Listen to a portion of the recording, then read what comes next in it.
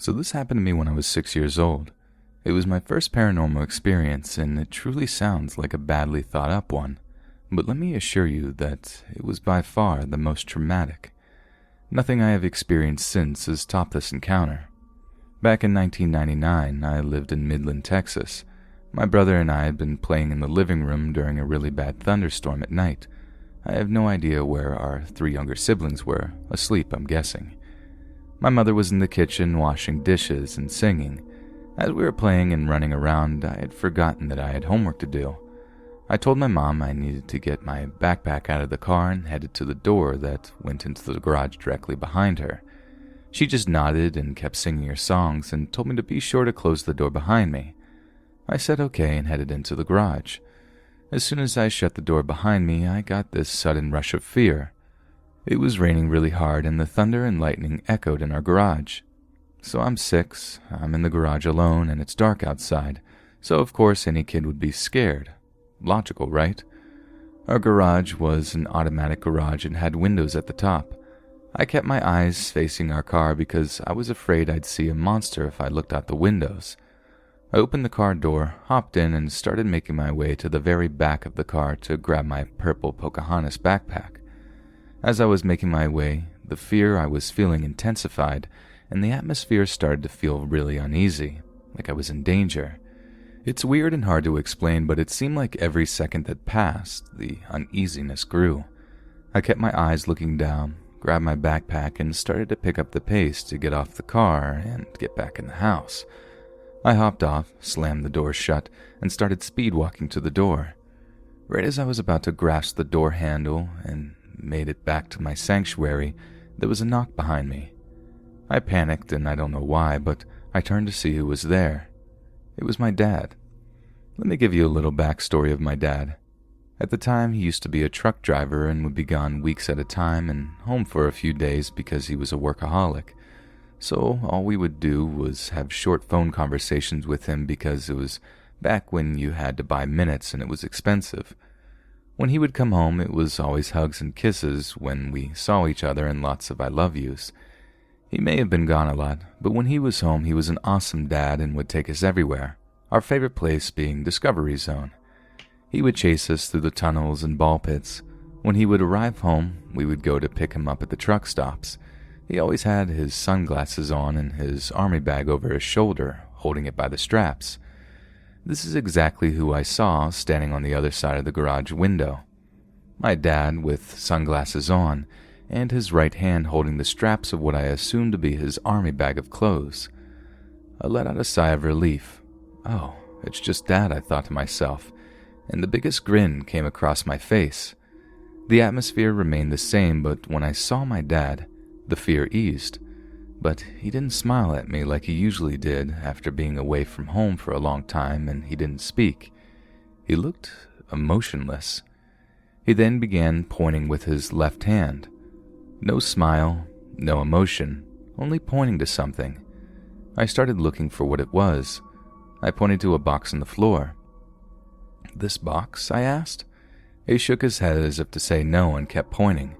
I pointed to several other things and he patiently motioned to no once again. I finally looked up above me beside the door behind me. The green glowing button, the one to open the garage. I pointed to the button and looked at him. "The button?" I asked.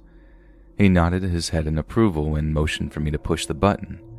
I was about to do it, and suddenly the feeling of danger and fear came back even more overwhelming than the first time. Something was wrong, really wrong. A voice in my head told me to not open the garage. I looked at Dad, so afraid I couldn't speak anymore.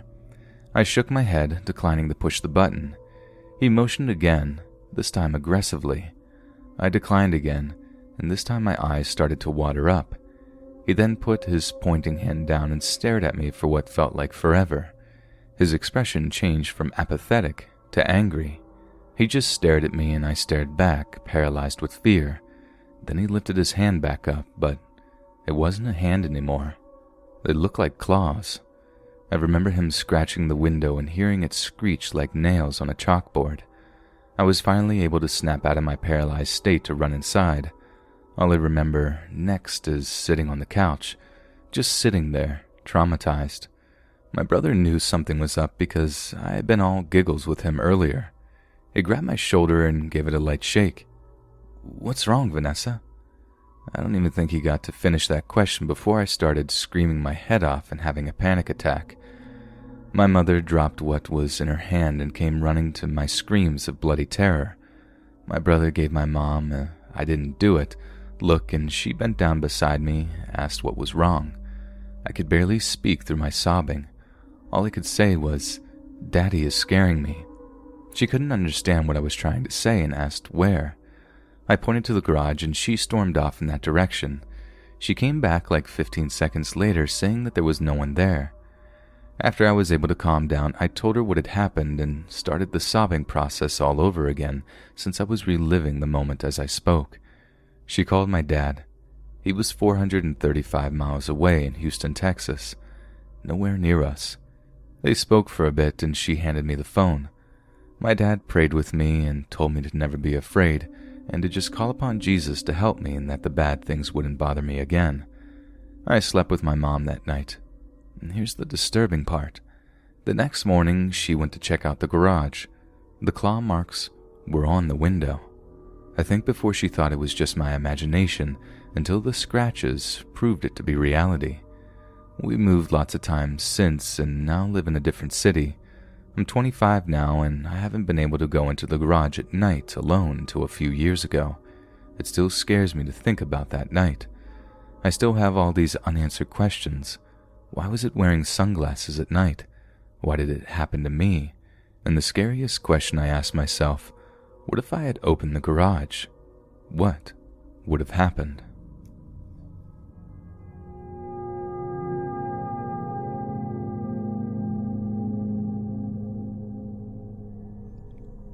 I collect Ouija boards. I know how strange this sounds. Most people collect stamps, coins, vinyls, posters, and the like.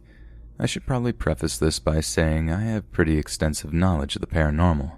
I've been having experiences with it since I was a child. This led me to delve into the world of paranormal investigation in my teens and early 20s, which coincided with my beginning to collect the boards.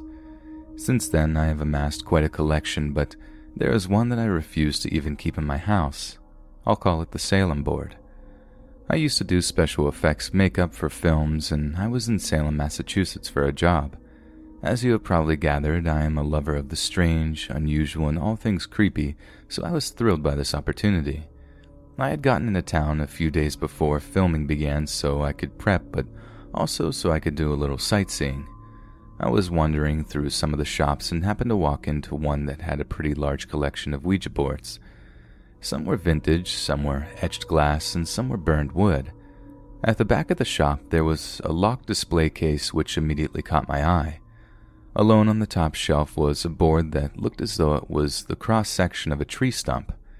It had the usual markings of a Ouija board, but they looked to be hand-carved into the wood. It was also covered with runes. I went to the guy behind the counter and asked how much it was. "It's not for sale," he said quietly. "Why not?" I asked. He looked back at the cabinet and then back at me. "That board is made from a tree that was used to hang witches during the Salem witch trials."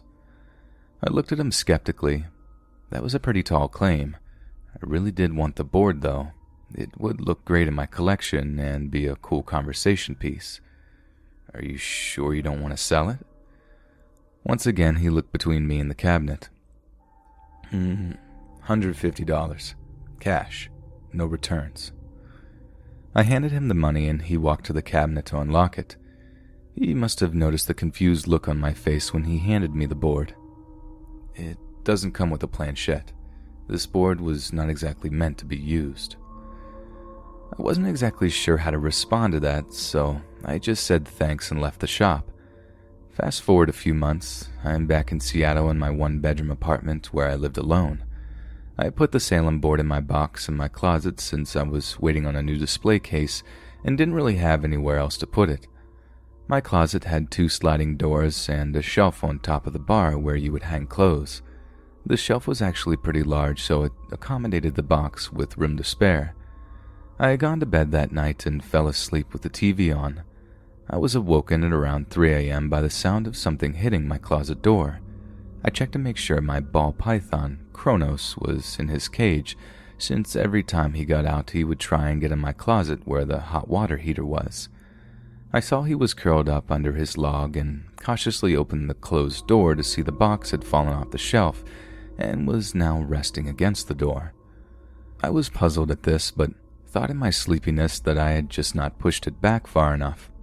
I pushed the box back and went back to sleep. About 30 minutes later, I heard another noise from my closet, but this time it was much louder. When I opened my eyes, I could see that one of the closet doors had been pushed outwards. The box had fallen off the shelf again, but this time had done it with so much force it had wedged itself between my clothes and the door. At this point, I was becoming a bit concerned.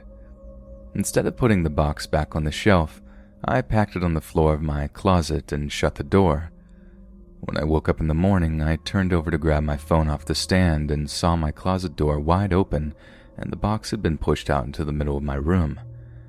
At this point, I became concerned. This was an object with a lot of emotion attached to it, a lot of anger and a lot of pain and suffering. I thought it best to keep it in the box and put the box in my storage unit. A few years go by and my mom keeps bugging me to clean out some things from the storage unit since she needed some space for her stuff. It was in the middle of summer and the storage unit was sweltering.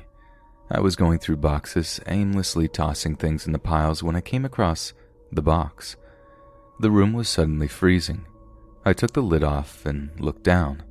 The Salem board was sitting on top of several other Ouija boards I had acquired over the years. They had all been cracked in half down the middle. All of them, except the Salem board. I stared into the box, trying to comprehend what I was looking at. These boards looked like someone had broken them over their knee. Surely not the result of a box being dropped or jostled. I removed the board from the box and placed it in the wooden chest I had acquired from my great-grandmother, who had considered herself to be a witch. It remains in that box to this day. I believe there are forces in this world that we will never understand. I am sure you are wondering why I didn't get rid of the board. In a way, I feel tied to it. It called to me, and I answered. I consider myself its keeper. As long as it's with me, everyone else is safe from whoever or whatever is attached to it.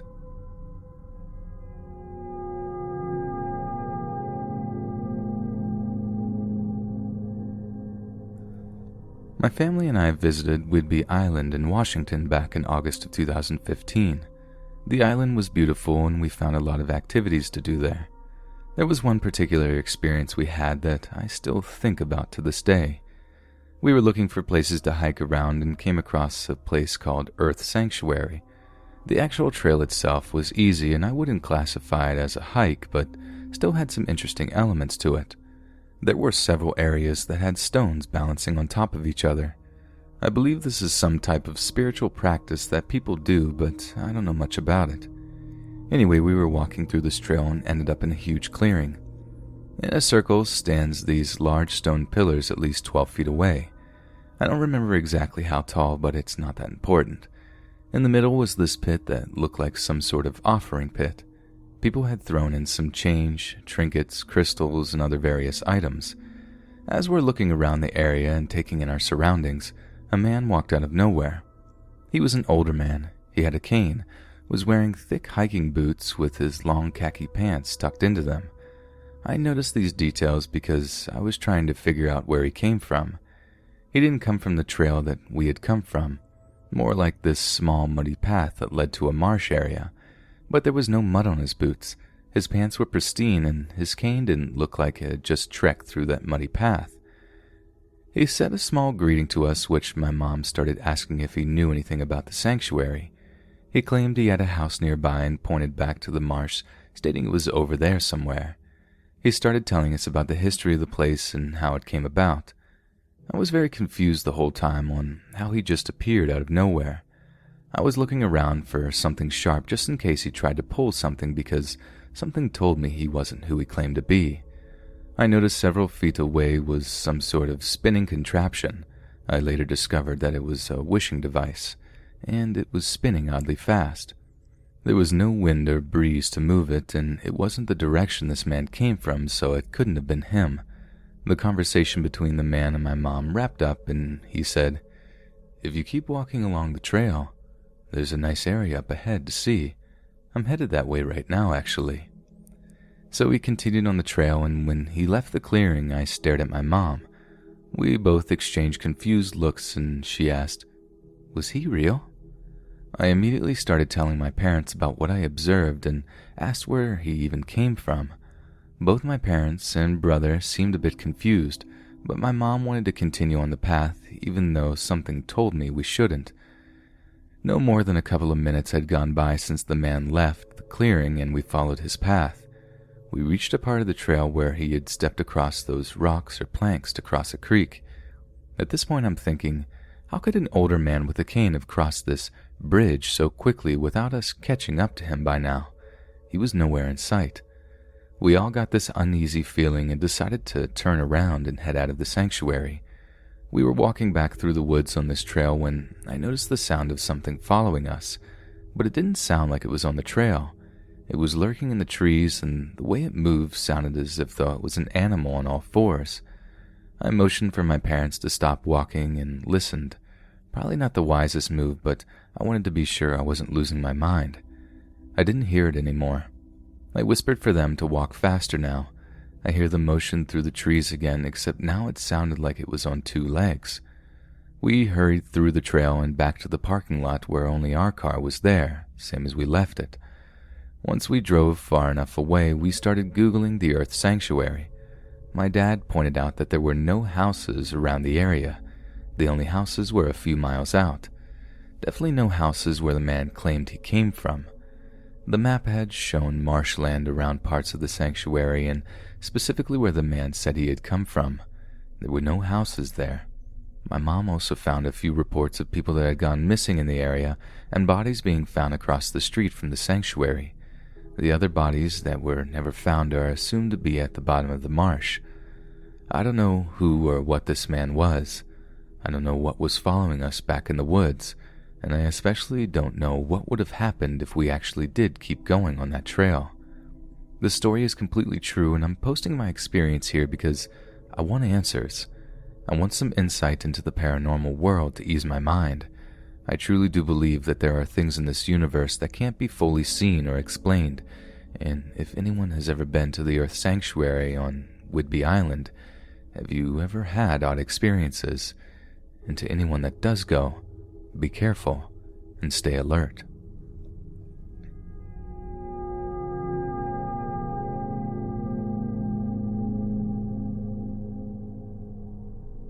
This is something I posted on crawler sightings a while back. I've gotten back into my interest on the subject again and decided to post here as well. Back when I was in high school, my friend and I saw something I've begun referring to as a crawler.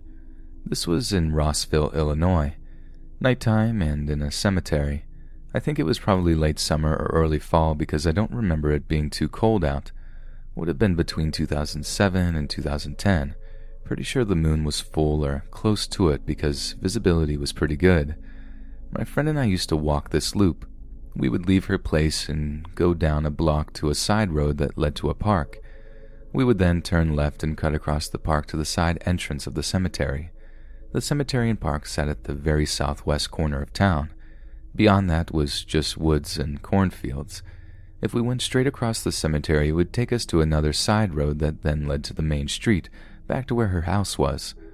We made it to the cemetery and were walking the main drive that split the property in half. There was a sudden noise that made us both stop. My friend started laughing nervously and asked if I had heard the noise. I told her I had seen what made the noise. To our left, I had seen something running behind the headstones. It was on all fours, but humanoid. It had extremely pale skin and no hair and looked very thin. I remember it was so pale it almost reflected the moonlight. It moved so fast, too fast for any human I had ever seen on their hands and feet, and that I couldn't see many details. It was in a total profile, so I never saw the facial details. The way it ran was animal-like as well, in that it had the gait where its feet came forward almost between or past its hands. Watch a video of a big cat or a wild dog running to see what I mean. We were both terrified. We just stood there panicking and listening to it move around, just out of sight, while we called one of her friends to come meet us and take us the rest of the way home. The friend, a very typical high school boy, arrived and naturally wanted to stay in the cemetery and goof off for a while. For some reason, with him there acting dumb, it was less scary, but I remember it just kept making these weird circles around us. It always stayed out of sight, but you could hear it as it moved. Occasionally, it would come a bit closer, then seem to dart further away again. Eventually we left. I spent a while researching it and even reached out to a paranormal group in Champaign for advice. The guy I talked to had never heard of it, but wanted to document what we saw. We met up with him and did an interview, but the group never did an investigation. Fast forward a few years and I'm living in Aurora, Colorado. I met one of my closest friends in about 2012. We really hit it off because we were into the paranormal. When I eventually told him about what I had seen, his jaw hit the floor. He told me that he had seen the same thing and told me his story. He described exactly what I had seen, but he had seen it under a porch while living in Thornton. It was crouched down and squatting. He thinks that he startled it while it was eating, because he said it was hunched over something it was holding. He comes from a Navajo Apache background, and when we first met, his best guess was Skinwalker or Wendigo. But then, and especially now, he says he had doubts about either of those things being the answer. He was dating a girl at the time whose mom claimed to be a medium. She says she thought it was something that someone woke up, and that now it was angry. We both have serious doubts on that one. The stranger part came when he and I brought it up. We both started having very intense nightmares about it. His were worse than mine and lasted much longer. This was also punctuated by a 6-month period of time filled with a lot of bad luck and anxiety for us. I always sort of brushed this off as us just psyching ourselves out until I sent my story into a podcast. After it was read, another listener sent in their story. They described what my friend and I had seen and also described the sightings as being punctuated by nightmares. I couldn't write that off because he spoke about his nightmares in detail, and they matched my friend's nightmares exactly. I have never given out details of what actually happened in either of our nightmares. I've read tons of other stories by other users and people on the internet. I've dug through mounds of lore and cryptid lists. I still don't feel like I have an answer to what this thing is. My best guess at this point is that the nightmares aren't coincidental, and that this is something that is interdimensional. It seems like it can interact with physical things around it, but I've never heard anyone else tell a first-hand account of being physically attacked or even touched. I've speculated on what it could be for hours, and the only conclusion I've come to is that I don't feel like there is an actual concrete answer. It doesn't act exactly like this or that cryptid. I think it might be something that's been around and inspired other cryptids and paranormal tales, but I don't think it's a Wendigo, Skinwalker, Ghoul, or Fleshgate. But what do you think?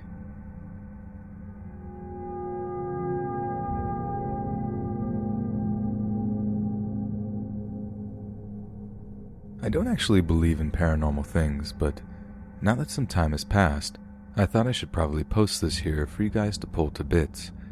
It's worth noting, in case it means anything, that I have had a few very oddly coincidental dreams over the years. They're just coincidences, but you should know it in case you think it has any bearing on what I'm about to tell you. I have had at least 2 repetitive dreams that seem to foretell death, including the details of those deaths, physical placement particularly, and circumstance. What I'm about to relate isn't a dream, although I suppose some argument could be made for an auditory hallucination of sorts. Because this is real, I'm also going to keep the details deliberately vague. I live alone in a semi-detached house. Then this one week, the neighbors were away. The only reason I knew this is that the noise was absent and the car was missing from their drive. Then one night, I hear this desolate, heart-wrenching sobbing coming from their side of the partition wall. I thought it was odd, highly emotional, and I listened for a while. It occurred to me that they have a disabled daughter, and I wondered if she had been left alone at home, and if someone was upsetting her. A boyfriend or something maybe over the phone. I was torn between going around to see if there was anything I could do to help or leaving it be. In the end, I left it. After about an hour or so, the loud crying and wailing died down. The neighbors returned the next day, and I resolved, as much as we didn't get on and never spoke, to bring up what I've heard so that the girl's parents knew and could help her if she was being targeted or something. As I left my house one day, the woman was in the garden. I told her about the crying and how serious it sounded, and that I didn't want to let it pass if their daughter was in some kind of trouble. The woman told me their daughter had been to stay with relatives and the house had been empty. I simply shrugged and walked on. I tried to be a good neighbor. A week or two later, I heard the news from another neighbor nearby. An ambulance had been called to their house and taken the woman out of it. She died in hospital of dehydration or some such. She was quite healthy as far as I knew. In some ways, when I'm feeling less logical than usual, I can't help but feeling that I gave her a warning and that she ignored it, especially if her daughter hadn't been in the house that night. But that's it. I'm happy to answer questions. If you want to know more about anything that I've said, just ask. In case any of you are wondering, the sound I heard was very definitively sobbing and crying and wailing, and was not a scream, nor was it piercing. I say this in case any of you were thinking banshee right now. It was a very human sound. All I would say is that, especially considering I was hearing it through the partition wall, it was very visceral. It almost hurt to hear it, as if whoever it was had just got the worst news they could ever have received. I'm going with auditory hallucination, although like my dreams, the timing and nature of the thing just seems so very odd. Not enough to keep me awake, but odd to say the least.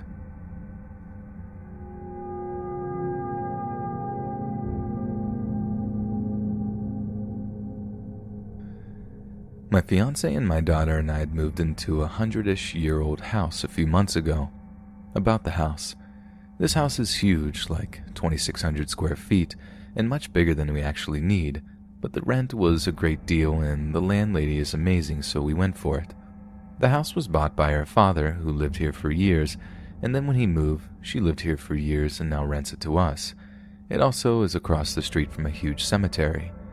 So yesterday I came home from work and some ceiling tiles in the downstairs bathroom had fallen and water was dripping, so of course I immediately called her, and her husband came right over. Her husband and my fiancé were in the bathroom surveying the damage, and landlady and I were in the hall. My daughter was at a cookout with her father. The men were discussing trying to find matching replacement ceiling tiles, so I tell the landlady that there was a box of ceiling tiles in the bedroom closet when I moved in, and she asked to see them. As we walked to my room, my daughter's door is across from it and closed because it's incredibly messy in there. Everyone is talking, dehumidifier is running, and there are our footsteps on the wood floors. I mean, it's noisy. Landlady is behind me and she says, "Oh, hey there," and then says to me, "That must be your little one peeking her head out."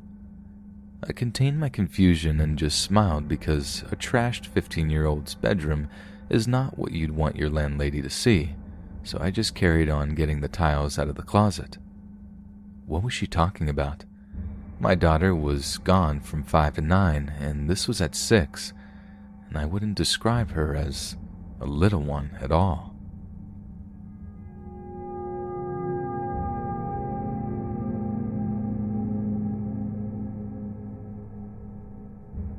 I'm one of those guys who likes to think of himself as a grounded, no-nonsense person. Coming from a programming background, acting on logic is in my nature, but I cannot make sense of these events using conventional logic. I'll get straight to the events that occurred a few months ago. I had been promoted to a more stressful position, which led to a heavier workload and eventually stress and insomnia kicked in. After a terrible night's sleep, I battled with the decision whether I should go into work or not. Feeling guilty about not going in, I was managing the department at the time.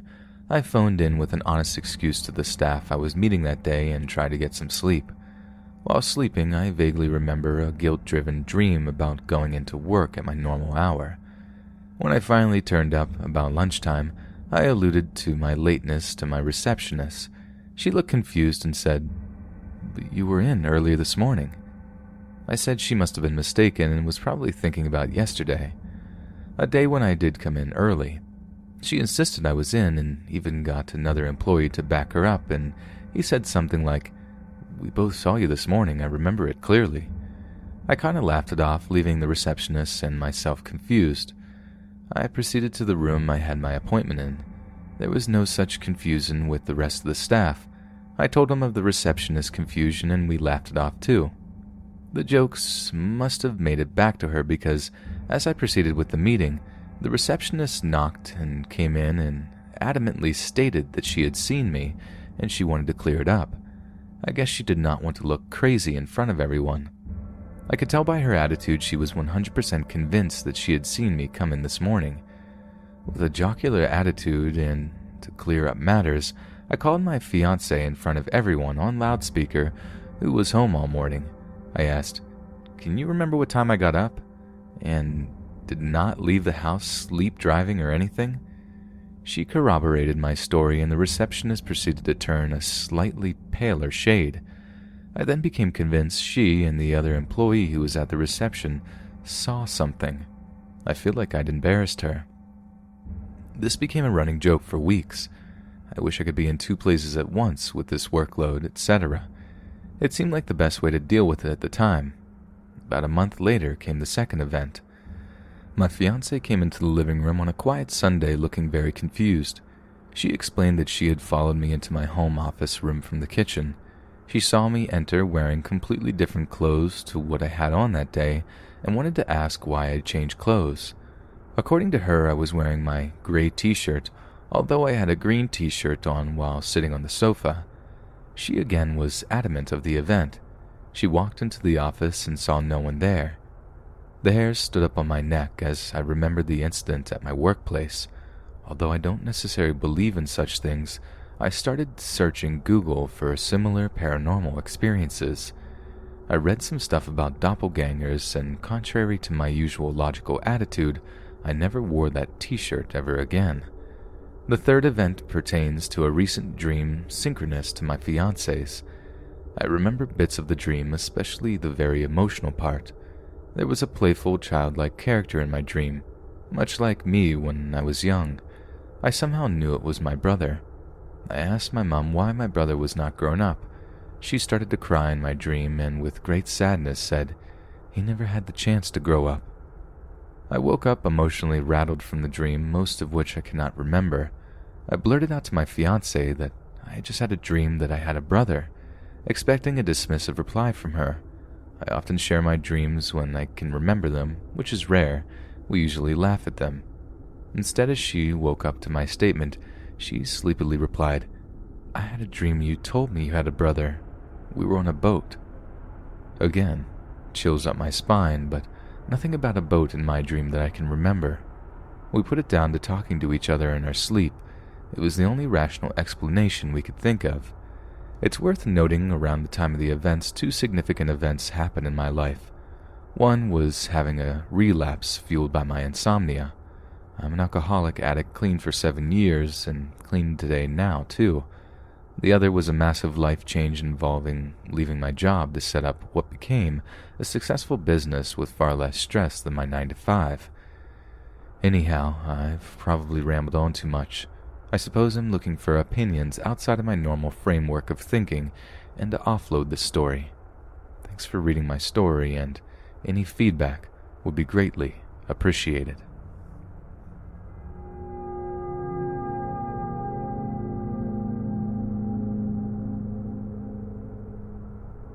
I feel as if though the paranormal and hauntings have followed me my whole life. I do know I have abilities and I'm a strong empath, so that might contribute to it. It started when I was about 4.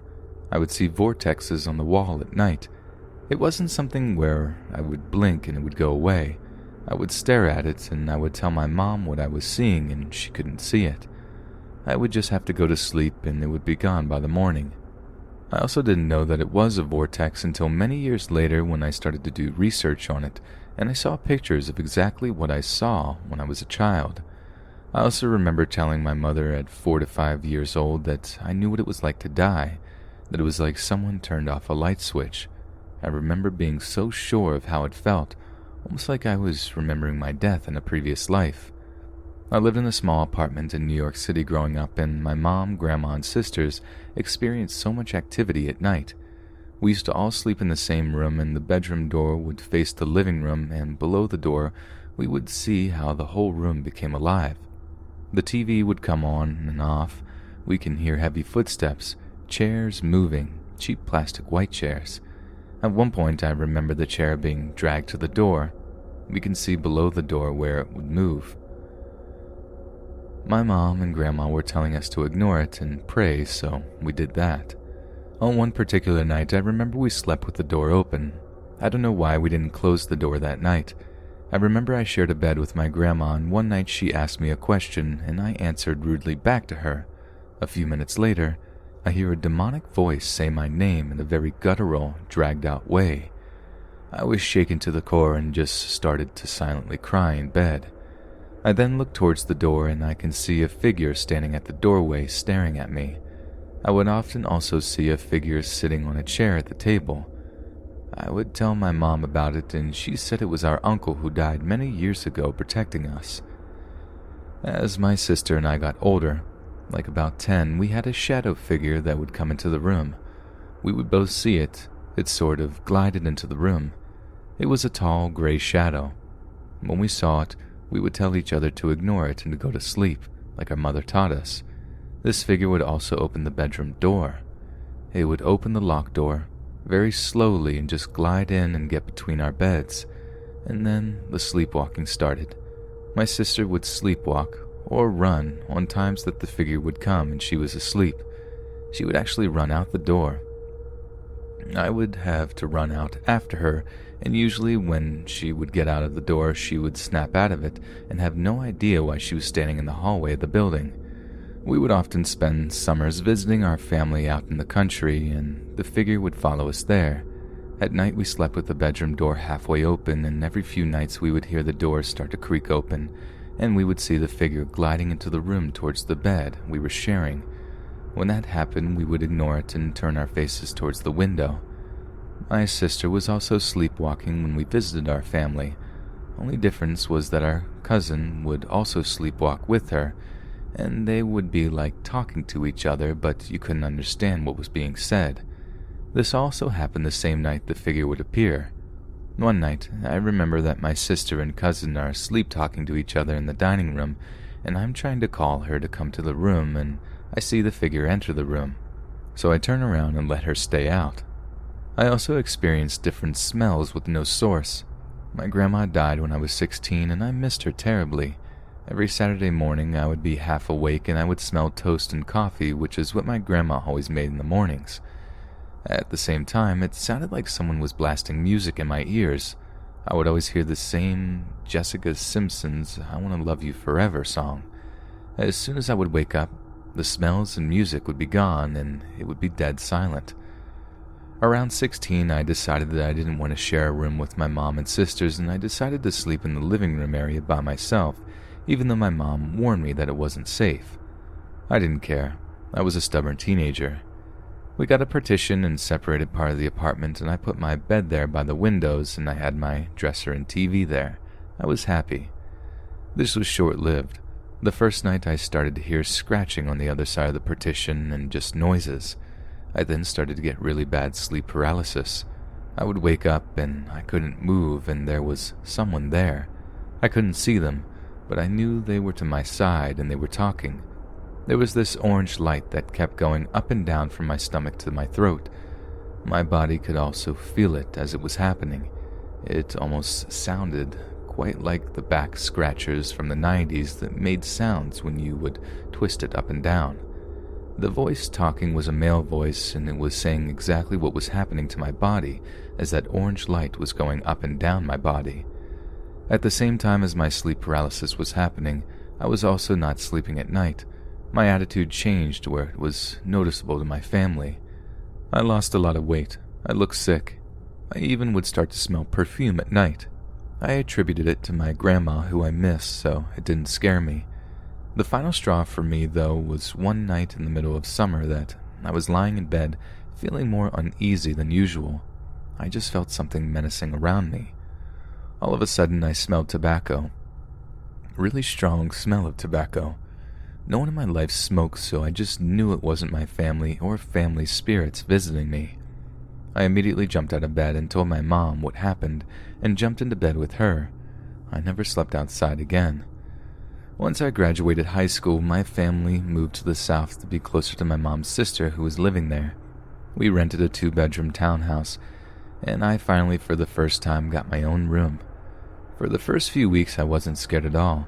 I figured we had left the bad spirits behind. Then one morning, my mom is working. My sisters are in school, and I wake up to what sounded like Grand Central Station.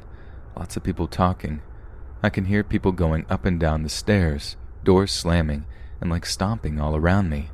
I'm totally awake but unable to move or open my eyes. It was sleep paralysis all over again, and I can hear a small boy about 3 years old. I can tell he's next to me, and he said, "She's awake," and a woman, who I assume is his mother, says, "No, she isn't," and he said, "Yes, look," and he poked my stomach, and immediately I jump up out of bed, and it's dead silent. To this day, it still haunts me. So a few years pass by, and I'm 23 years old, and my mom is married and they're renting an older house.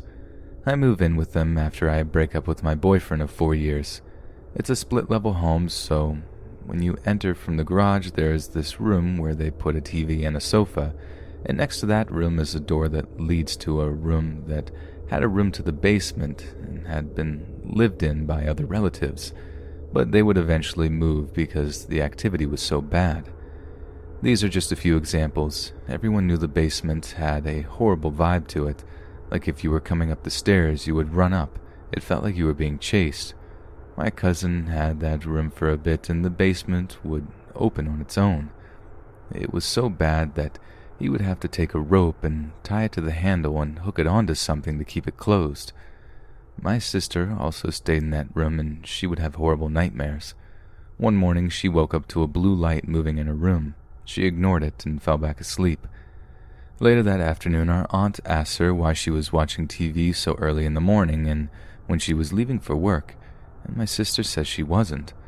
And my aunt tells her that she can see from her bedroom window, which faced the front of the house at ground level, a blue light which she assumed was the TV that was on.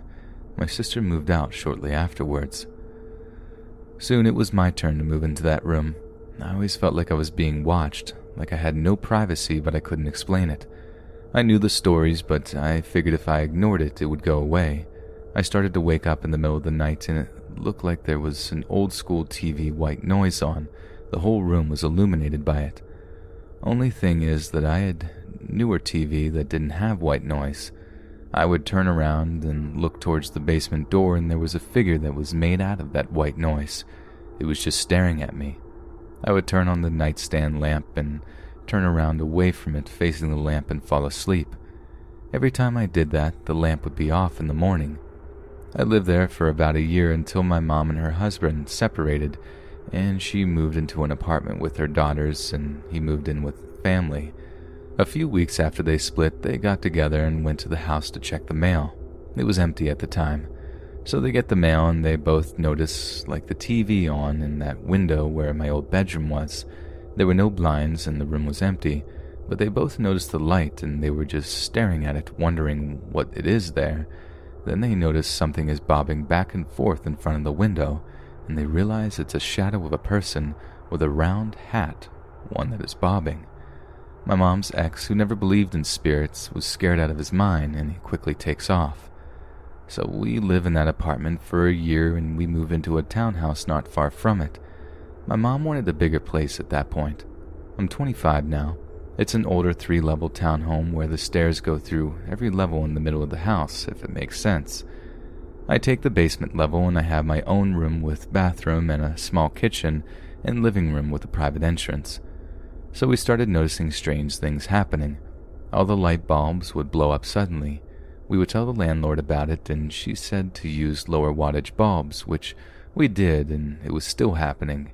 I would just be sitting there talking to someone, and I would hear a pop, and a bulb would go out. It even happened with our lamps. So since I was in the basement, the floor above me was the kitchen and living room area, and the floor above that was the bedrooms. I would often lie awake in the room, and I could tell when someone went downstairs and into the kitchen. I can hear them come down the stairs. There were times when I would be lying awake and all of a sudden I would hear what sounded like someone had gotten up off the sofa and was walking around the house. I knew for a fact that everyone was asleep. I would even ask my mom and sisters about it, and they said that they didn't get up that night. On several nights that I was lying in bed, I would hear a woman crying so loudly. It was the most hopeless, sad, defeated cry I'd ever heard in my life. It sounded like an older woman, so I would ask my mom about it, and she said it wasn't her. She also hadn't heard it. I can hear it and knew it was coming exactly from the living room. When I was 26, I moved out and moved in with my now husband.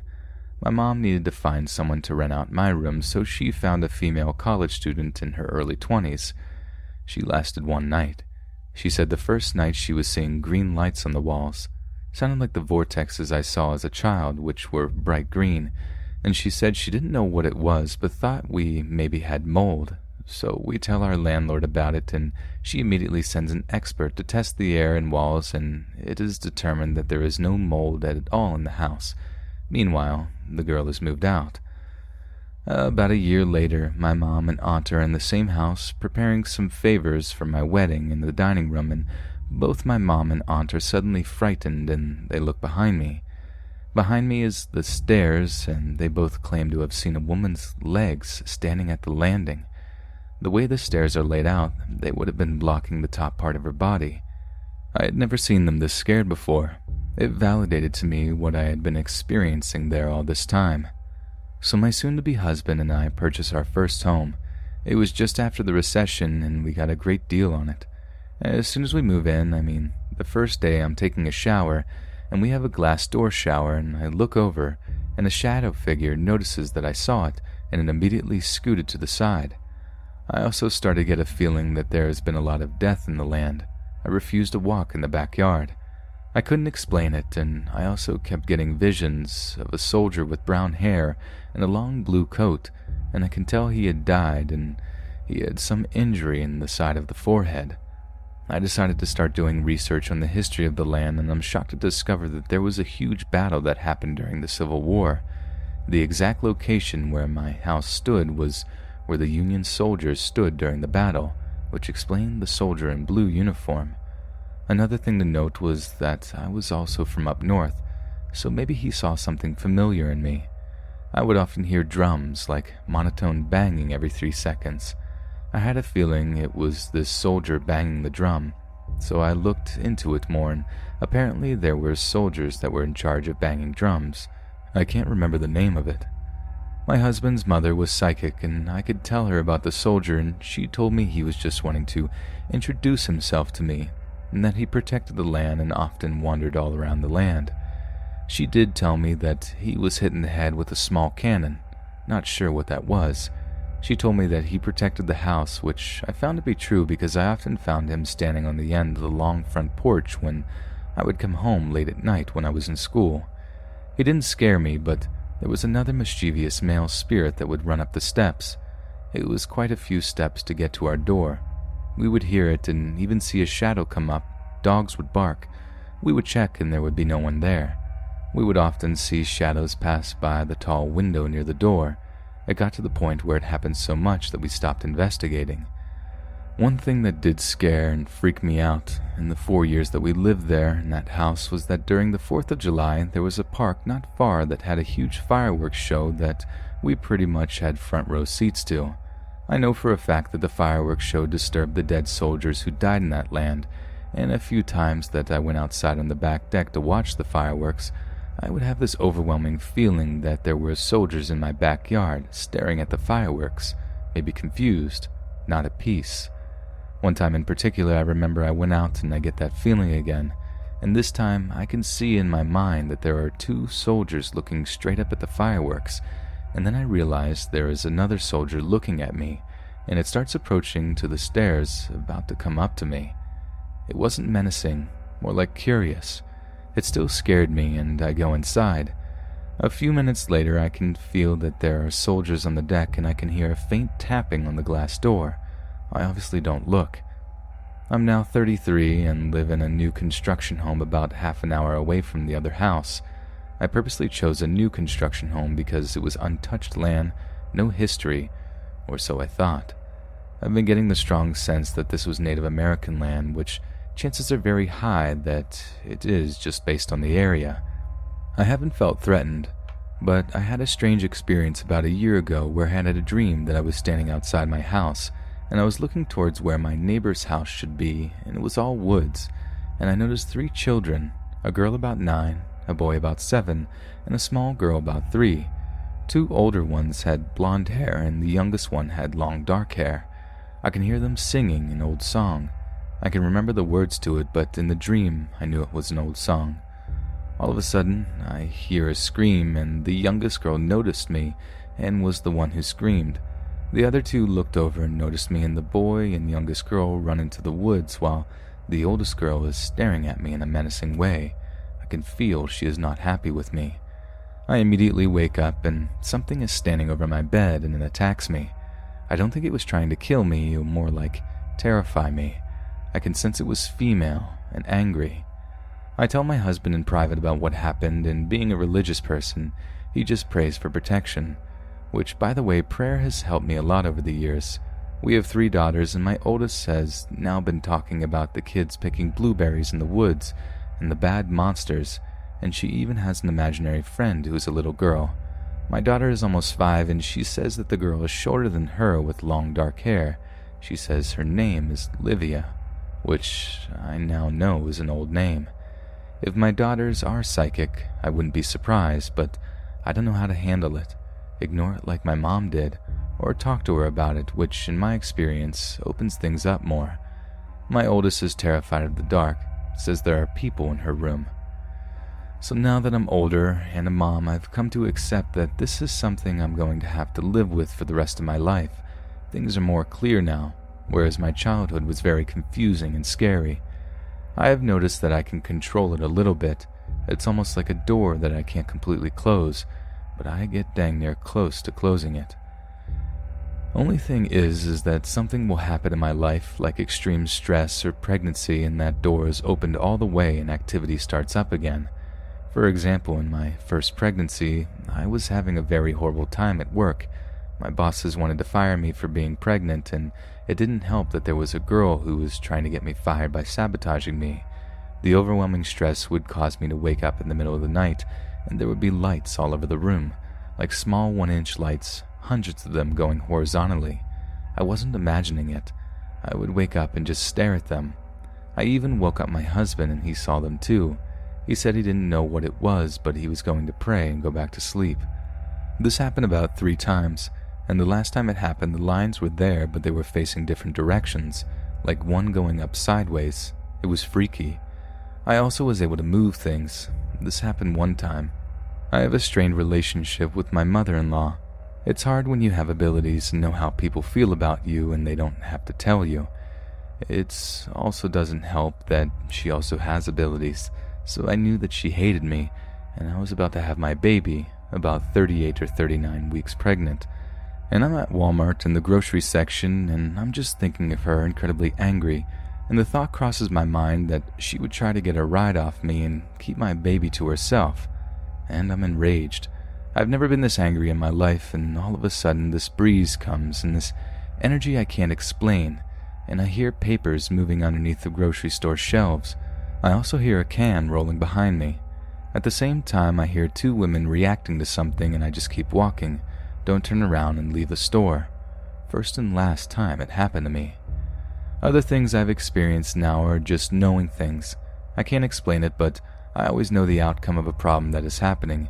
But being human, I don't always make the right decision, and it turns out that the right one was the one I had in my head. I also will be thinking of someone I hadn't spoken to in years, and a short time later they will reach out to me, phone or Facebook or email. I strongly feel how someone is feeling about me even if they are not in front of me, and it has been confirmed when I've asked certain people and they said yes, it was true. I can almost feel the energy of the world, if that makes sense. I'll feel extreme sadness because of the state of the world. I struggle with the news a lot, but at the same time I'm constantly reading news stories and have several news apps on my phone. I feel people's energies.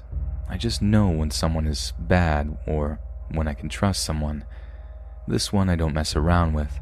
I know right away, and bad people I avoid like the plague. It's usually confirmed later that they are not who they try to portray. I also had issues with streetlights. In my previous house, when I would be driving home from school at night, I was tired and stressed, and as soon as I was turning into the center lane to turn into my subdivision, the one street light closest to the entrance would shut off, and it would only happen when I was alone driving. If my husband was driving, it would stay on. If you read this until the end, thank you and sorry for the length. I apologize if things were hard to understand. I welcome comments and ideas about what could be happening.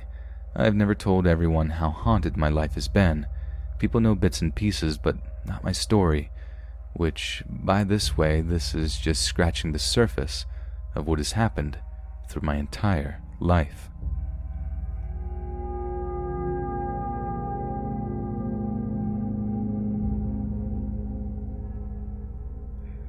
I'm 23 now, and at the time it was my first summer out of high school, not counting the initial one right after graduating, and me and 3 friends fresh off their freshman year of college decided to live together. One of my friends, my best friend for years, we'll call him Earl, had a longtime girlfriend whose father owned the property. It was a decently sized plot of land with several old cabins on it, their house, large and out back in the woods, and a few other scattered buildings. I think it used to be a campground before he bought it to live on and run his business out of. We live in southern Maine, and the property is heavily wooded, pine tree state. The house that we lived in was at the very front of the property, right on the road. The owner's house was at the very rear and could only be accessed by a dirt road with 2 ditches on the side. A 1-minute walk towards the woods from our front houses was a small little cabin across the clearing, and it was furnished and powered. In the house was me, Earl, John, and Chuck. We all had some different girls and girlfriends, pals, and parties through the summer. We would frequently come here to the cabin and the owner's house before moving in. Some of the story is word of mouth from some of the others living in the house, but we had all been friends so long, I knew they would not lie to me, and I witnessed enough myself that it all lined up. I'll be breaking this up into encounters and important events that I feel are relevant as they happen with a simple number identifier. Number 1. The first encounter was at the very beginning of the summer, before we even moved in. It was evening and dark, and everyone was at the owner's house watching a movie. As I slowly drove my car down the dirt path to the owner's, something white and large in size ran in front of my car in a blur. It was too fast to really catch what it was, but being in the woods, I assumed it was some kind of albino fox. I shrugged it off and made my way to the house. Number 2. A week later, we were all situated and moved in the front home by the street, and things were great. I'll admit the front area of the property was spooky despite being the most open and least wooded. The owner's mother had lived in our house and died years ago. We could see an old statue of Mother Mary off in the woods that was always kind of sketchy. Across the street was a small independent tire shop with a small dirt lot. Only thing in the house when we moved in was some antique type of cheetah statue, looked like maybe from the 60s, tall and skinny in a sitting position and went up to mid-waist. We put it in the corner in the hallway. Thought it was neat and retro. Number 3. For a few weeks all is normal. Admittedly, some friends experimented with some different substances and paired with the normals like drinking. I did not believe this impacts what happened. We have some parties, invite girls over for some fun, jam out on the guitars in the cabin. It was a great time, but things slowly become tense and go downhill. A lot happens, and I believe they are all connected, even though they seem disjointed and random. After a few weeks of fun, Earl had developed crippling insomnia due to some tooth pain that unfortunately he could not afford to fix. He would clock maybe 1 hour of sleep per night and slowly became more and more irritable, but nothing too serious. Number 4. One night, John and Earl and one of their friends, who we will call Don, are in the back of the cabin. They had done some slight drinking, but John was straight edge, who never touches anything of any kind. Earl is playing on his guitar and singing some kind of original tune. This portion of the story, until I came into play, is recanted by John. During this night, our fourth roommate is Chuck and asleep in bed while I'm in my room. As Earl plays his guitar, he says to Don, "Wow, man, those are some great harmonies you're doing. Since when can you sing?" Don looks a little confused and tells Earl that he wasn't singing along with him. Earl starts singing again, but stops when he hears the harmonies a second time. He thought his ears were tricking him, but John and Don had heard it as well. They put the guitar down and decided to investigate. They walked through the clearing, briefly startled by Mother Mary in the woods until they reached the front of the road. From across the street, they see the biggest white cat they had ever seen. Not just a cat, but the size of a larger dog or mountain lion. They scramble to try and get videos with their phones, at which point I see them out the window and run down to meet them. As I hit the yard, I'm just stunned as they are, seeing this giant white bobcat sitting on a hill across from the tire shop. It's massive, about the size of a German shepherd, but something was wrong. Its tail, man. It had a gross, nasty, fleshy tail as if though it had the tail of a rat. It's long, so I can't see all of it, but it is definitely proportionately wrong and way longer than a normal cat, let alone fleshy and bald. Don picks up a rock and throws it. I kid you not, all four of us, two fully sober, watch this thing stand up on its hind legs, and it calmly walks into the woods, its tail dragging behind it. We all book it inside. Number 5. Earl is more sleepless than normal, trying to drink himself to sleep. He is successful. Don does the same. I don't remember how John and I fell asleep that night. Every creak of the house scared the crap out of me. The next morning we wake Chuck up and thoroughly scare him. We're all kind of on edge the rest of the day, but with the sun out, the fun starts back up and we put it into the back of our heads. Today, Earl confides in me about his lack of sleep and how he does not expect this experience to help. Number 6. The night comes again and everyone decides to have a low-key evening after all the excitement from the evening prior. That evening, Chuck suffers from his first and only night terror of his life. He awakes in his bed and he's in some kind of paralysis. He hears the growl and snarl or scream of a cougar bobcat type creature as a giant white mass runs across the doorway of his room.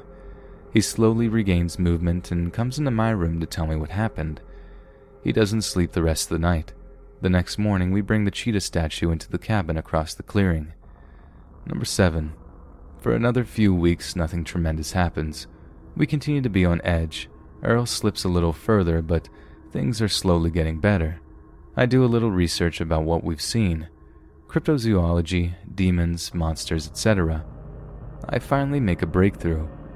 I find an article, nothing big, from an old book about Maine urban legends. The book was from a while ago and described something called the Dingball Cooter, aka Plunkus. I just like the sound of Plunkus better. Anyways, it said, Dingball was a cougar whose last tail joint was ball-shaped and bare of hair and flesh. Dingball was fond of human flesh and would sing with a human voice to lure the incautious out of their cabins at night, where it waited in the darkness to crack their skulls with its tail. My heart stopped as I read this because it matched so well with our experience. Mind you, it said nothing of walking on hind legs or being white, but the similarities still shocked me. I kept this info close to my chest for a while. 8.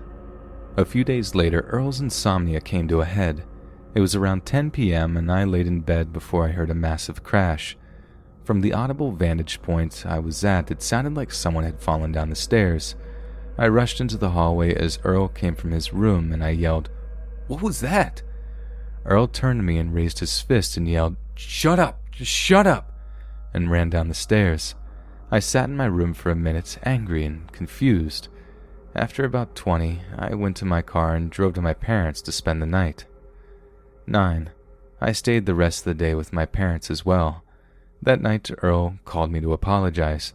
The crashing had come from his room where he angrily had kicked a chair due to oral pain, and when I came out, he thought I was angrily yelling, what was he doing to him?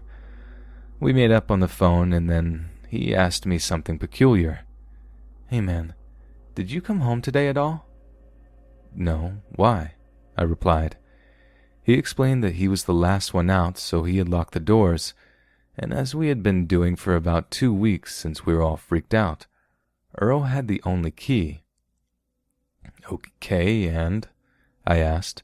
He sighed and sounded a little scared. The cheetah statue was on top of Chuck's bed. I told him not to touch it. Number 10.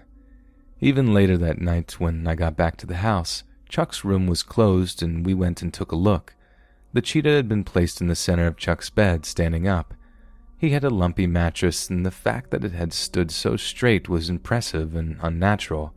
It was not leaning, tilted, or anything. As soon as I touched it, it fell over. The next day I took it and hid it somewhere no one else would bother to look for, in one of the older cabins where they were only used for storage. The thing is, the next night it was back in Chuck's room. The bed was made neatly and the cheetah was placed under the blankets with its head out, like it was taking a nap. We burned the statue the next day. Number 11. I wish I could say that solved everything, but it didn't. Over the next few weeks we continued to be stalked by white blurs in the corner of our vision, the rustling of leaves and the occasional faint whisper of singing in the distance. At one point, the Mother Mary statue was even turned backwards, no longer facing the home. I'm not sure when, but we only noticed at this point. A few days passed and summer was up and we all left. We still visit different spots of the property but avoid the house. We hear the occasional rustle, but we don't watch for color anymore because we don't want to see the white blur. After all this time, I don't know what the plunkus is. A beast, a demon, a spirit, or all of the above. All I know is Earl never got his tooth fixed. The pain just went away. Chuck has never had a night terror since. I know that it's still there, and I remember how old and mysterious my state still is. Hey, Stephen King loves it for a reason, right?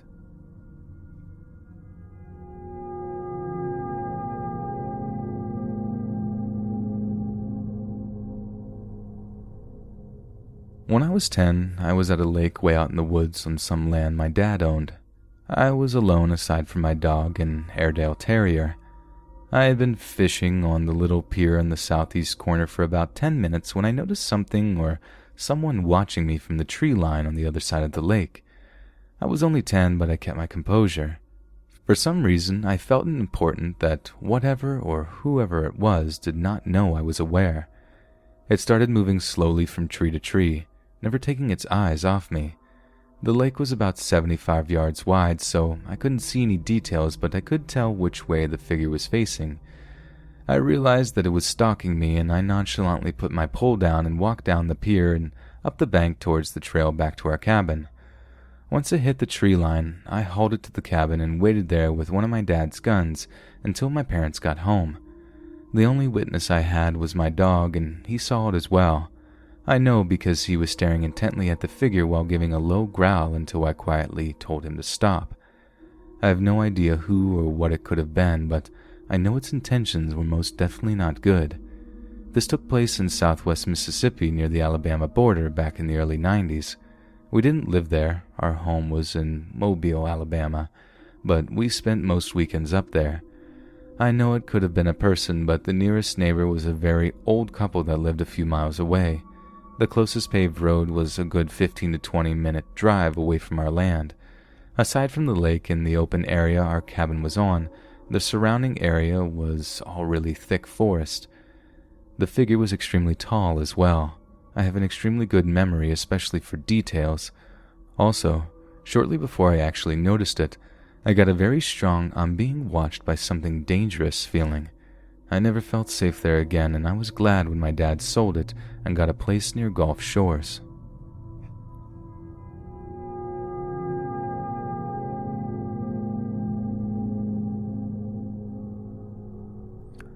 When I was 8, I would walk to my townhome approximately 10 minutes away from my school. I would be home by myself every day for about an hour and a half because my parents worked and my older brother went to a different school. I always used this alone time to sink into the couch and watch cartoons before my family came home and took over. I actually really enjoyed the alone time. I was raised in a very Christian home and was very sheltered. I would get in trouble watching Power Rangers sometimes because the bad guys were too evil. I remember being taught that after you die, you either go to heaven or hell. You don't get to say whether you're going or not, so that means there are no such things as ghosts, or so I thought. One day after school, I come home to the same routine, but this time, standing in the corner, was a dark figure the height of the door frame staring at me. It looked like a textbook Grim Reaper minus a scythe. It had a long black, tattered robe with skeletal features showing. The most disturbing thing was its grin. It looked like a skeleton, but wore a long grin. Keep in mind, I had never heard of The Nightmare Before Christmas or anything else I could relate it to. Of course, I was startled by such a horrific sight, but I literally didn't believe what I was seeing. I remember saying out loud, "Wow, my imagination is really jacked up." I would just keep calling myself a stupid little kid with a stupid imagination. It helped me make sense of what I saw and made it easier to deal with, because I see a ghost, but there's no such thing. It had to be my imagination. I saw it every day after that. It would never say a word, but if I looked at it, it would lean its head at me as if it were to say, "I see you too." It always left when my family came home, but I saw this thing every day for 3 months straight. It started to get more aggressive the more uncomfortable I became. I questioned my sanity every day, just telling myself that it didn't make sense. I'm seeing a ghost, but how? Because ghosts aren't real. I would say I don't believe in ghosts because that's what I thought, but that was a ghost. I didn't understand anything, and as days went by, I became more scared every day. This thing started cutting me off. It would be so uncomfortable that I would want to go into my room upstairs. It would move slowly as if underwater, then quickly zip as if it teleported onto the stairway, leaning over the staircase while looking me in the face to block me from going to my room. I was stuck to my little corner of my couch with a smiling skeleton that wanted something from me. The best way I could relate how it moved was like the ghost from the movie 13 Ghosts. That was actually pretty spot on. I never told my parents or anyone else what I was seeing. I was afraid my parents wouldn't believe a stupid little kid, and honestly, I was afraid of getting in trouble. My brother would just call me gay and tell everyone to make fun of me. One day, I slowly walked home with about 6 inches of snow on the ground. I came home, and this thing, like every day, was waiting for me. I sat on the couch in fear like always. This time, it zipped in front of me, in front of my face, and it took its hands and shrouded them over my face as if though it wanted to grab me, then zip back. For the first time, I screamed as loud as I could and ran outside. My parents came outside to me crying and sitting in the snow. My parents asked me what was wrong, and the first thing that I said was, "I know I'm a stupid little kid with a stupid imagination, and you're never going to believe me." After I told my parents, I expected them to look at each other in disbelief and make me look under my bed for monsters. They turned to each other and said in a stern voice, "Why didn't you tell us?" That scared me more than they knew because they sounded like they knew something. My parents have never told me anything that would scare me before, but my parents told me the God-honest truth as if I was grown. They told me that people that lived in the house before us had a little girl that was demon-possessed in her house and took her own life, and now the demon wanted me. My parents immediately poured baby oil into a cap and prayed over it, and put a dab of it in the shape of a cross over every door and window in the house. After that, I saw it outside my kitchen window looking in. That is the first time I saw it outside. Then a week after that, and 2 weeks after that. Then I never saw it again. Whether anyone believes me or not isn't important. Whether it was my crazy 8-year-old brain like I thought or something paranormal, I saw it for 3 months straight. No one can take that from me.